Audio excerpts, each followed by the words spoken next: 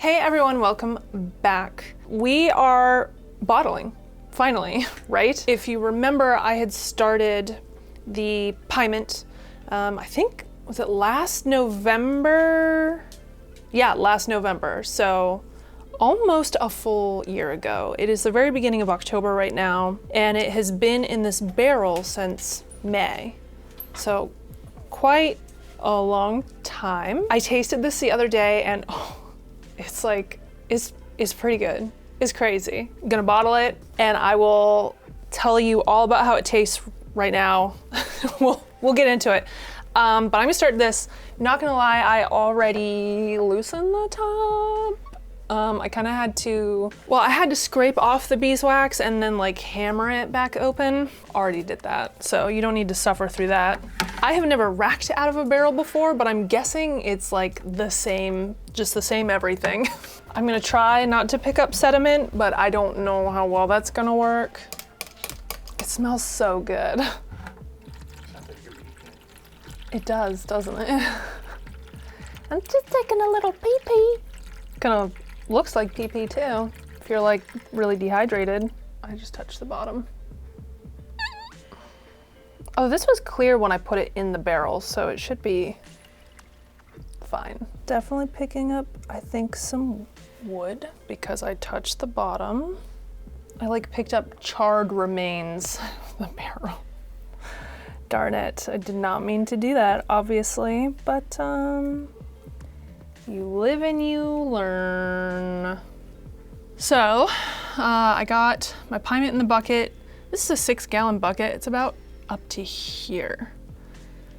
So, I might have like 3.5, possibly 4 gallons. I know that I lost some gallons, I guess when I had a leaky barrel because I didn't prep it correctly. So always make sure that, you know, if you use a barrel that's been sitting around for a while, it's like dry, to just soak it in water first. Unlike what I did not soak it in water first. I want to double check the sweetness level on this. It tasted a bit on the dry side. However, it's kind of difficult to tell because the bourbon is also very strong right now. Is that not floating at all? Holy shit. Oh, it's dry.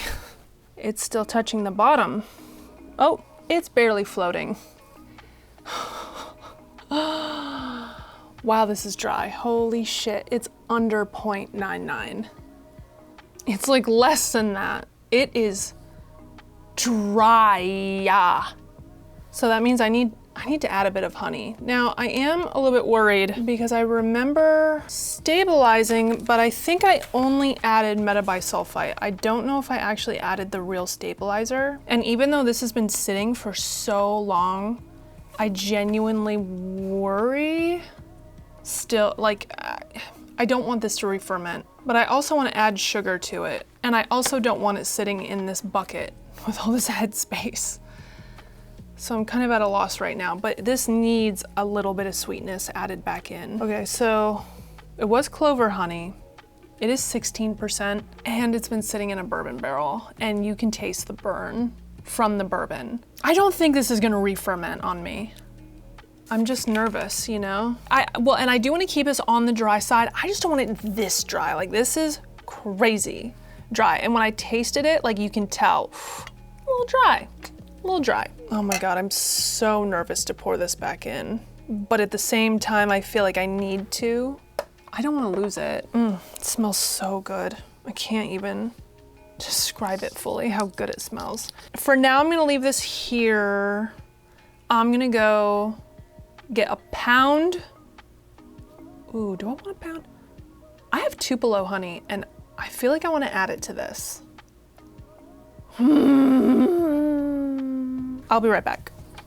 I'll be right back. Okay, I'm basically gonna put in enough for 3 gallons. Oh, jeez, because I'm worried. Stuff just does dissipate over time. I have a very special honey for you today. Splurged a little bit, I did. So I've never tried Tupelo on its own. I need more space. I'm like running out of space over here. My God, I have so many things on the table. It smells really good.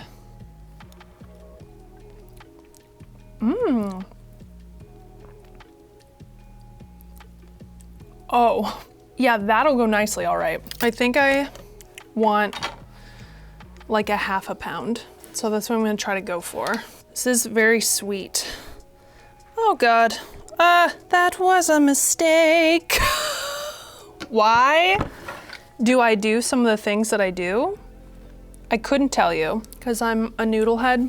Well, I have a pound. I'm not pouring this out like that again. I thought I'm gonna do something easy. Yep, you're done. You just wasted a bunch of honey. I don't think certain actions through very well, clearly. I will clean that up later. It's stupid. Tupelo is very good. Tupelo, Tupelo, Tupelo. And obviously I know sorbate and sulfite and whatever should have a full 24 hours before you add sugar. I'm making an exception for this mead specifically because it is such a high ABV, because I had it in the barrel for so long, because I don't have something safe to put it in where there's not gonna be a whole ton of headspace. That is why I'm just going for it. Well, I didn't get all the honey out of this, of course. Might make some tea or something, put it in there. I also just realized that the little barrel particles that I picked up when I racked are now getting stirred up. Nothing perfect on this channel. Nothing. I would want to test the ABV, but I don't want to aerate more than I have. So I'm just going to try it and see what I think.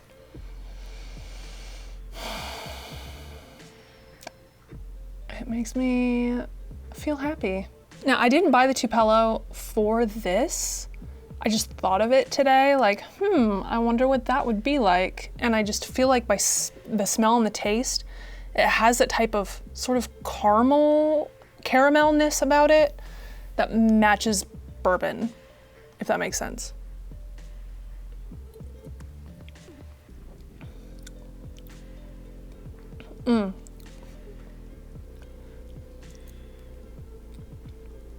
You definitely get hit with the alcohol and the Chardonnay grapes. But that honey cuts in. Again, I just want the slightest amount of sweetness. So, I don't want this to be sweet. I want a dry wine, for the most part, with just a touch of sweetness. The bourbon is strong. I think when it sits in the bottle for some time, once it bottle conditions, it'll be a lot better. Now, initially, I was gonna leave it for a year. And the reason for that is because Blackheath Meadery, I got the idea from them actually, and I got my barrel the same place that they got their barrels. And they had put out a bourbon barrel mead. I think it may have also sat on vanilla beans. I'm not sure though. It had sat in a barrel for 2 years. And the flavor was just like divine. It was so good. And so I kind of wanted to intimidate that.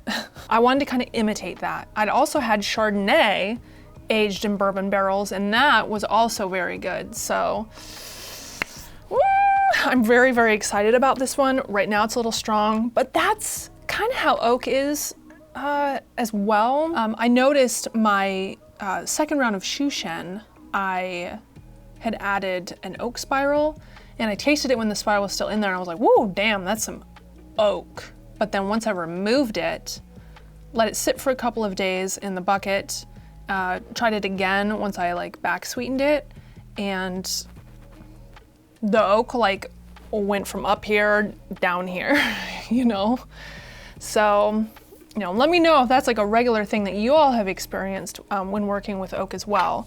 It's you don't want too much oak, but at the same time you want oak, right? You want that flavor to be present. Well, I need to get ready to bottle. Man, I'm gonna wrap the end in a brewer's bag so I don't pick up the charcoal and then bottle. For y'all, this video will be minutes long, but for me, it's literally almost an hour it's taking me.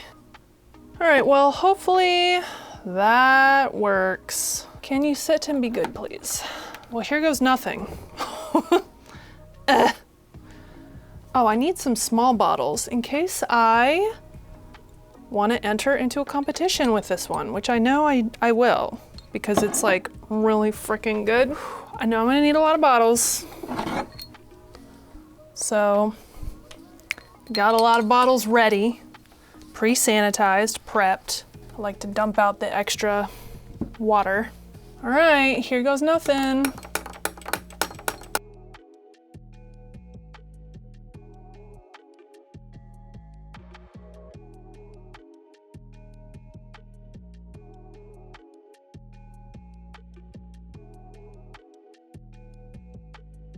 There's definitely like the slightest amount of, I suppose, cloudy.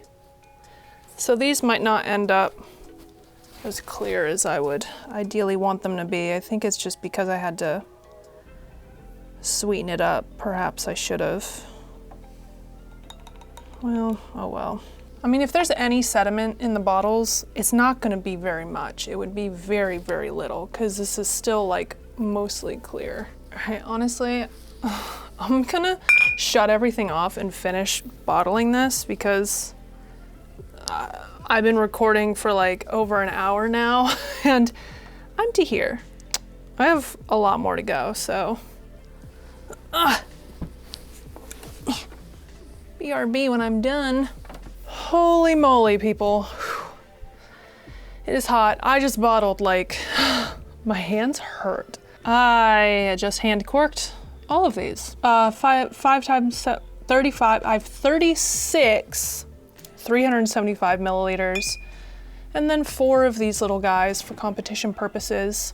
So I think I was about right. It's about 3.5 gallons or so that I just bottled. Now I want to ask you all, anyone who is experienced in this kind of thing or may know the answer, some of my corks are popping out like this. I think I have 1, 2, 3, 4 of them. Granted, it's like halfway through and I was getting pretty tired of corking, but even when I put the corker back over this, it won't push that all the way down. And I don't know if it's a fault of the cork, the bottle, or me. I don't think it's the bottle. Anyway, let me know. Let me know if that's gonna be weird in the future, I don't know. I mean, I guess it's just not like a nice flat top. It's just poking out a little bit. Yeah, I have a lot. So excited. I got a ton of Pyment out of this. I would have gotten more, obviously, if I hadn't messed up. And had it not leaked everywhere. That's a bummer. Yeah, hopefully my not, you know, waiting a day or whatever doesn't completely ruin this. I do think it would have been helpful for clarity's sake too. I didn't have anything safe that I could put it in except maybe a 5-gallon carboy, but still it's a little big. There would have been a lot of headspace. I'm not gonna keep worrying about it too much. This is a very high ABV. It's basically fortified in bourbon and it's really awesome. All I did to get my barrel, I called a local distillery, asked them if they had any barrels for sale, because at distilleries they have to purchase brand new barrels. And I got a 5-gallon barrel for 50 bucks. Like, come on. All right, everyone. Well, thank you so much for watching. Stay tuned. I think in 3 to 4 months, I will be posting a tasting video. I'll be posting a tasting video for this. So stay tuned. All right, thank you so much for watching. I appreciate you. Mwah, mwah, mwah. Oh, I'm so tired. Ah!